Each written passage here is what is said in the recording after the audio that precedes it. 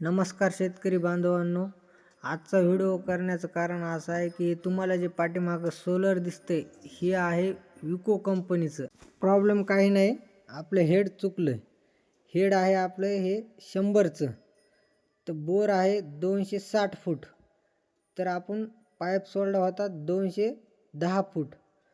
तर पाणी कमी मारत होतं मोटर, त्यामुळं मग आम्ही काय केलं, लगेच 30 फुटाचा दुसरा एक तुकडा टाकला, जॉयनर दिलं आणि मोटर सोडून बघावं म्हणलं पाणी फुल मारते कशी.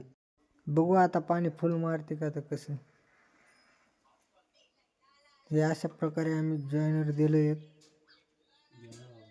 गरम करून घेतलं, त्याला जॉयनर दिलं. हे आहेत शेतकरी, कोणत्या कंपनीचं घ्या, काही प्रॉब्लेम नाही. फक्त हेड आपल्या बोरनुसार आहे. बोर 200 असला तर 70चं हेड परवडते आपल्याला, कारण पाणी फुल मारते. आणि बोर जर 300 असला तर 100चं हेड परवडते. तर आपल्या बोरसारखं हेड घ्यायचं आपण, कारण पाण्याचा प्रॉब्लेम लय होतो नंतर. आपल्याला माहिती नसती, त्यामुळं माहिती करून घ्या, नंतरच हेडनुसार आपल्या बोरनुसार हेड वापरा.